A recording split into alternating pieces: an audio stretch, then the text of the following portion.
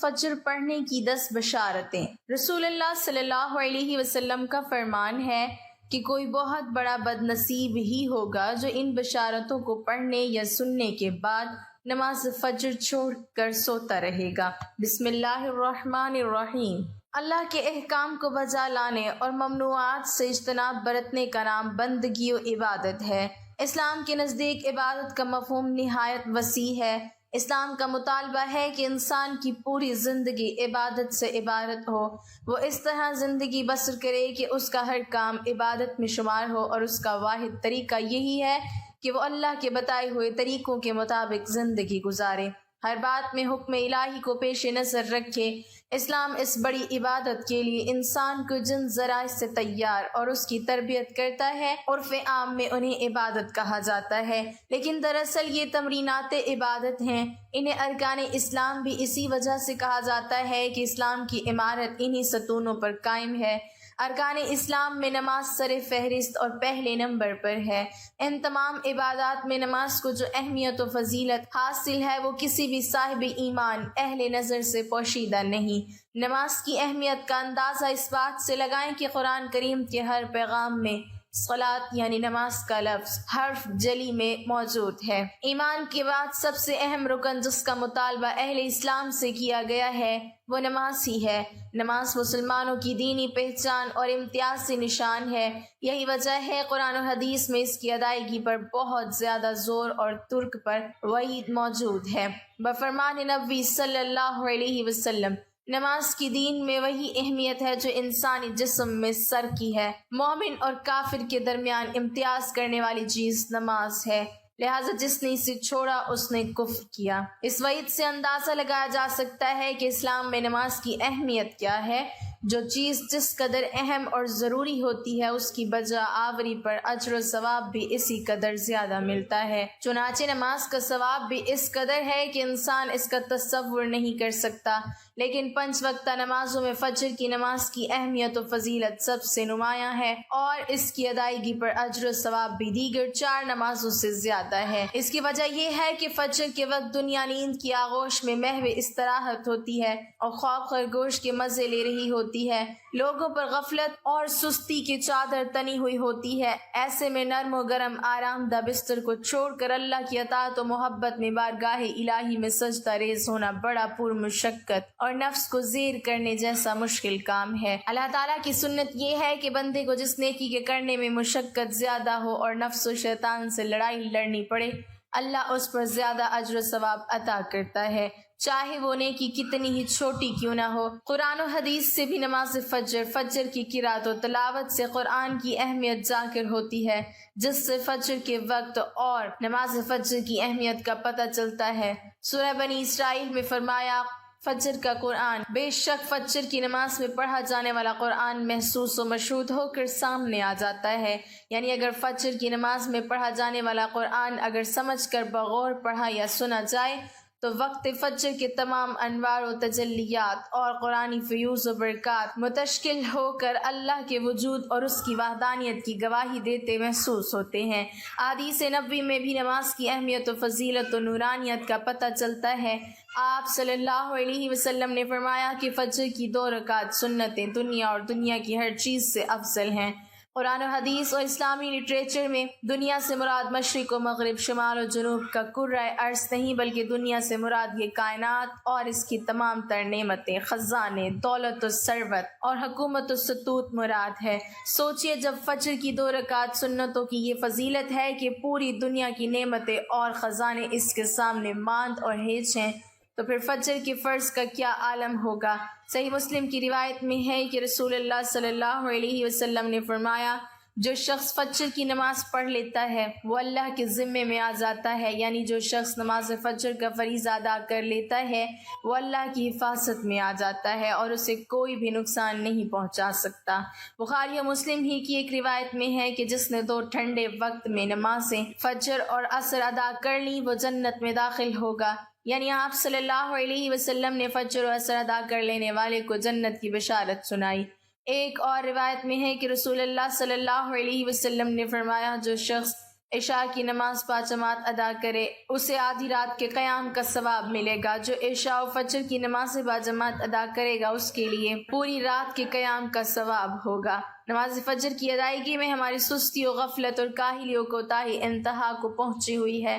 کوئی بھی موسم ہو، بقیہ 4 نمازوں کے مقابلے میں فجر میں نمازی بہت کم تعداد میں ہوتے ہیں۔ یہی حال گھروں میں خواتین کی نماز فجر کا ہے۔ فجر میں وہ اہتمام نہیں ہوتا جو بقیہ 4 نمازوں کی ادائیگی میں ہوتا ہے۔ موسم گرما میں راتیں چھوٹی ہونے کا بہانہ اور موسم سرما میں صبح سردی کا عذر لیں، لیکن ہمارا ہر بہانہ اور عذر نماز میں کوتاہی و غفلت کے سلسلے میں اللہ کے ہاں ناقابل قبول ہوگا۔ ہم میں سے اکثر لوگوں کو ایک شکوہ ہمیشہ رہتا ہے کہ روزی میں برکت نہیں، گھر میں برکت نہیں، کتنا ہی کمالے پتہ ہی نہیں چلتا کہ کہاں گیا۔ ہر وقت کوئی نہ کوئی پریشانی رہتی ہے، کبھی بیماری تو کبھی کوئی اور تنگی۔ اگر ہم اس تمام بے برکتی، تنگ دستی، بے روزگاری اور پریشانیوں کو نماز فجر کی عدم ادائیگی کے پس منظر میں دیکھیں تو معلوم ہوگا یہ سب بے برکتی اسی سبب سے ہے کہ ہم نماز فجر کی ادائیگی میں حد درجے کوتاہی، غفلت، لاپرواہی اور سستی کا شکار ہیں۔ رسول اللہ صلی اللہ علیہ وسلم کی اس حوالے سے متعدد احادیث موجود ہیں جن میں رزق کی تقسیم و فراوانی اور برکت کو نماز فجر کی ادائیگی سے مشروط کیا گیا ہے۔ ایک فرمان نبی صلی اللہ علیہ وسلم کا مفہوم ہے کہ رزق تقسیم کرنے والا فرشتہ ہر صبح فجر کے وقت بندوں کا رزق لے کر زمین پر اترتا ہے، لہٰذا جو دروازہ فجر کے وقت کھلا ہوتا ہے فرشتہ اس کا رزق دروازے پر رکھ کر چلا جاتا ہے، اور جو دروازہ فجر کے وقت بند ہوتا ہے فرشتہ اس کا رزق واپس لے کر چلا جاتا ہے۔ اس فرمان نبی صلی اللہ علیہ وسلم میں فجر کے وقت دروازہ کھلا ہونے کا مطلب یہ ہے کہ جس گھر کے افراد صبح فجر کے وقت بیدار ہو کر نماز فجر ادا کرتے ہیں انہیں ان کا رزق عطا کر دیا جاتا ہے۔ دروازہ بند ہونے سے مراد یہ ہے کہ جس گھر کے رہنے والے صبح فجر کے وقت سوتے رہتے ہیں اور نماز فجر کی ادائیگی میں غفلت کوتاہی کے مرتکب ہوتے ہیں انہیں ان کے رزق سے محروم رکھا جاتا ہے۔ ہم میں سے اکثر نماز فجر خصوصاً اور دیگر نمازوں کو عموماً چھوڑ کر اپنے گھروں میں خیر و برکت کے لیے قرآن خوانی، میلاد کی محافل کے انعقاد، لوح قرآنی کے تعویذ آویزاں کرنے جیسے نیک کاموں کی طرف متوجہ ہوتے ہیں۔ اس سے تو انکار نہیں کہ بلا شبہ تمام کارائے خیر میں برکت کا عنصر موجود ہوتا ہے، لیکن قرآن خوانی، محفل میلاد، لوح قرآنی کے نقش گھر میں آویزاں کرنے سے خیر و برکت کا ہونا نماز کی ادائیگی سے مشروط ہے۔ ہر خیر و برکت کے سوتے نماز سے پھوٹتے ہیں۔ اللہ کی تمام نعمتوں، برکتوں اور رزق کے دریا نماز کی ادائیگی سے ہی بہتے ہیں۔ اس کے ساتھ ہی یہ امر بھی اہم ہے کہ فجر کے علاوہ بقیہ 4 نمازوں میں بھی خیر و برکت نماز فجر کی ادائیگی ہی سے مشروط ہے، اس لیے کہ خیر و برکت کا آغاز نماز فجر کی ادائیگی ہی سے ہوتا ہے۔ یاد رکھیے نماز فجر کی کوتاہی اور غفلت اور نماز نہ پڑھنا گھر کی نحوست کی علامت کا آغاز ہے۔ رسول اللہ صلی اللہ علیہ وسلم نے ایسے مسلمان کو خبیث اور منافق قرار دیا۔ آپ صلی اللہ علیہ وسلم نے فرمایا کہ ایسے شخص کو میرا دل چاہتا ہے آگ لگا کر جلا دوں۔ ناظرین، کبھی آپ کے ذہن میں یہ سوال آیا ہے کہ اللہ نے ہمیں فجر کے وقت جاگنے کا حکم کیوں دیا؟ کیا فجر کا وقت صرف نماز پڑھنے کا وقت ہوتا ہے؟ کہ اس وقت کے پیچھے ایک راز پوشیدہ ہے؟ وہ راز کیا ہے؟ اس راز کو جاننے سے پہلے ضروری ہے کہ ہم نماز کے بارے میں جانیں جو ہم پر دن میں 5 مرتبہ پڑھنا فرض کی گئی ہے، اور یہ 5 نمازیں کس طرح فرض ہوئیں۔ اس کے پیچھے بھی ایک شاندار وجہ ہے، جس وجہ کا مظاہرہ سفر معراج میں اس وقت ہوا جب حضرت محمد صلی اللہ علیہ وسلم اللہ سے ملاقات کے لیے وقت کے انتہائی مختصر حصے میں 7ویں آسمان سے بھی آگے تشریف لے گئے تھے۔ اس رات اللہ تعالیٰ نے ایک خاص پس منظر میں اپنے محبوب رحمت دو عالم صلی اللہ علیہ وسلم کو آسمان پر بلایا اور اپنے خصوصی انعامات سے نوازا۔ اس مبارک سفر میں اللہ تعالیٰ نے اپنے قرب خاص سے نوازا، انبیاء کرام سے ملاقاتیں کروائی، جنت و جہنم کا مشاہدہ کروایا اور نیکیوں کے اجر و ثواب اور بروں کے انجام و عذاب کا نظارہ کروایا۔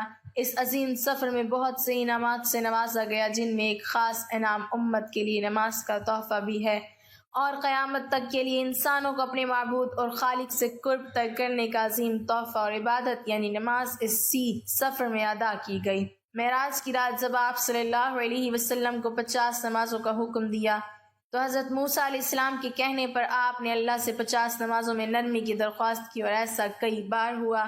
یہاں تک کہ اللہ نے امت محمدیہ کے لیے دن میں 5 نمازوں کا حکم دیا، جس کے بعد بھی پھر حضرت موسیٰ علیہ السلام نے آپ صلی اللہ علیہ وسلم کو 5 نمازوں میں کمی کے لیے اللہ کے پاس ایک بار پھر جانے کی صلاح دی، لیکن تب آپ صلی اللہ علیہ وسلم نے فرمایا کہ میں نے اپنے رب سے کئی مرتبہ درخواست کر لی ہے، یہاں تک کہ اب مجھے حیا آ گئی ہے اور اب میں راضی ہوں اور اس حکم کو ہر طرح سے تسلیم کرتا ہوں۔ ہر نماز پڑھنا ضروری ہے، اور یقیناً آپ کے لیے بھی نمازوں میں سب سے زیادہ مشکل نماز فجر کی نماز ہوگی، جس میں نیند کا غلبہ اتنا ہوتا ہے کہ ایک انسان مشکل سے اٹھ پاتا ہے، لیکن دن کے اس خاص حصے میں جو راز پوشیدہ ہے، اسے جب آپ جانو گے تو یقین کریں کہ آپ فجر کی نماز کبھی نہیں چھوڑنا چاہیں گے۔ دنیا میں کئی ایسے لوگ ہیں جنہیں سلیپ ڈس آرڈر ہے یا بے خوابی کی شکایت ہوتی ہے، جس میں وہ ساری رات سو نہیں پاتے، یعنی انہیں نیند نہ آنے کی بیماری ہوتی ہے اور پورا دن کام کاج کر کے جب رات کو بھی سو نہیں سکتے، تب کئی طرح کی ذہنی اور جسمانی بیماریاں جنم لیتی ہیں، اور اس سلیپ ڈس آرڈر کا شکار آج ہر دوسرا تیسرا انسان ہو رہا ہے، جس کی بڑی وجہ اللہ کے احکامات کو پیچھے چھوڑ کر دنیا کی رنگینیوں کے پیچھے بھاگنا ہے۔ ساری رات جاگنے کے بعد فجر کے قریب کچھ دیر نیند آ جاتی ہے، لیکن وہ نیند جسم کو پرسکون نہیں کرتی ہے، جس کی وجہ سے اکثر لوگ جاگتے اور ہر قسم کی دوائیوں کے استعمال کے باوجود جب سو نہیں پاتے تو وہ اللہ سے یہ سوال ضرور کرتے ہوں گے کہ اللہ مجھے نیند کیوں نہیں آتی، آخر کیا وجہ ہے؟ بہت کم لوگ ہوتے ہیں جو اس کیفیت میں اپنے اندر پیدا ہونے والی اس آواز کو سن پاتے ہیں، جس میں ان سے کہا جاتا ہے کہ بستر سے نکلو، نماز پڑھو، اللہ کا ذکر کرو، اور یقین کریں جو لوگ اس آواز کو سن پاتے ہیں اور اس پر عمل کرتے ہیں، انہیں تاحیات کبھی بھی سلیپ ڈس آرڈر کی شکایت نہیں ہوگی۔ اس حوالے سے ایک صوفی نظم ہے جسے ایک امریکی مصنف یعنی کتاب کے لکھنے والے نے ترجمہ کیا ہے، جس کا عنوان ہے یعنی دوبارہ مت سو جانا، صبح کی ٹھنڈی ہوائیں ایک راز لاتی ہیں تمہارے لیے، دوبارہ مت سو جانا، خود سے پوچھو تم کیا چاہتے ہو، دوبارہ مت سو جانا، لوگ دروازے کی چوکھٹ سے آ جا رہے ہیں، جہاں سے 2 دنیایں ملتی ہیں، وہ دروازہ گول اور کھلا ہے، دوبارہ مت سو جانا۔ اس نظم میں بیان کردہ دروازہ ہماری دنیا اور دوسری دنیا کا ہے، جہاں سے فرشتے ہر صبح شام اترتے ہیں، جن کا ذکر اس حدیث پاک میں ملتا ہے، جس میں آپ صلی اللہ علیہ وسلم نے فرمایا کہ رات اور دن میں فرشتوں کی ڈیوٹی بدلتی رہتی ہے، اور فجر اور عصر کی نماز میں ڈیوٹی پر آنے والے فرشتے اور جانے والے فرشتے ایک دوسرے سے ملتے ہیں، پھر تمہارے پاس رہنے والے فرشتے جب اوپر چڑھتے ہیں تو اللہ تعالیٰ پوچھتا ہے، حالانکہ وہ ان سے بہت زیادہ اپنے بندوں کے متعلق جانتا ہے، کہ میرے بندوں کو تم نے کس حال میں چھوڑا؟ تو وہ جواب دیتے ہیں کہ ہم نے جب ان کو چھوڑا تو وہ فجر کی نماز پڑھ رہے تھے، اور جب ان کے پاس گئے تو وہ عصر کی نماز پڑھ رہے تھے۔ فجر اور عصر کی نمازوں کے اوقات میں سونے سے منع کرنے کے پیچھے بھی ایک بڑی وجہ ہے، اور وہ یہ ہے کہ سائنس کہتی ہے کہ صبح سورج طلوع ہوتے وقت اور شام کو غروب ہونے سے پہلے سونا نہیں چاہیے، کیونکہ صبح کے وقت زمین پر آکسیجن بہت زیادہ مقدار میں ہوتی ہے، جس وقت ماحول تر و تازہ ہوتا ہے، اور یہ آکسیجن آپ کو دن بھر فٹ رکھنے کے لیے انتہائی ضروری ہوتی ہے، تو جو اس وقت سو جاتا ہے تو وہ اس تازہ آکسیجن سے محروم رہ جاتا ہے، اور عصر کے وقت زمین پر آکسیجن کی کمی ہو جاتی ہے، تو اکثر کوئی سو جاتا ہے اس کو آکسیجن کی کم مقدار ہی مل پاتی ہے، جس کی وجہ سے جب وہ جاگتا ہے تو اس کے سر میں درد اور طبیعت بوچھل ہو جاتی ہے، اور یہی بڑی وجہ ہے کہ دین اسلام میں ان دونوں اوقات میں سونے سے منع کیا گیا ہے۔ رسول کریم صلی اللہ علیہ وسلم نے فرمایا، طلوع شمس سے پہلے اور غروب شمس سے پہلے نماز ادا کرنے والا جہنم میں ہرگز داخل نہیں ہوگا۔ نماز فجر کے بارے میں ایسے بھی شمار فضائل اور بھی ہیں جن کو ہم نہیں جان سکتے، اگر انسان ان کو جان لے تو کبھی کوتاہی نہ کرے۔ رسول کریم صلی اللہ علیہ وسلم کا فرمان ہے، اگر وہ لوگ عشاء اور فجر کی فضیلت کے بارے میں جان لیں تو وہ بالضرور ان نمازوں میں حاضر ہوتے، چاہے ان کو خود کو گھسیٹتے ہوئے ہی آنا پڑے۔ اب آپ خود اندازہ کیجئے کہ ایک طرف ان دونوں نمازوں کی اتنی فضیلت و اہمیت ہے، اور دوسری طرف ان کی ادائیگی میں کتنی سستی اور لاپرواہی بڑھتی جاتی ہے۔ میں سمجھتی ہوں کہ کوئی بہت بڑا بد نصیب ہی ہوگا جو ان بشارتوں کو پڑھنے یا سننے کے بعد بھی نماز فجر چھوڑ کر سوتا ہے۔ پہلی بشارت، بروز قیامت اسے مکمل نور حاصل ہوگا۔ رسول اللہ صلی اللہ علیہ وسلم فرماتے ہیں، تاریکیوں میں پیدل چل کر مسجد جانے والوں کو قیامت کے دن مکمل نور کی بشارت دے دو۔ دوسری بشارت، فجر کی سنت مؤکدہ دنیا اور ما فیہا سے افضل اور بہتر ہے۔ تو پھر فجر کے فرض نماز کی کیا فضیلت ہوگی؟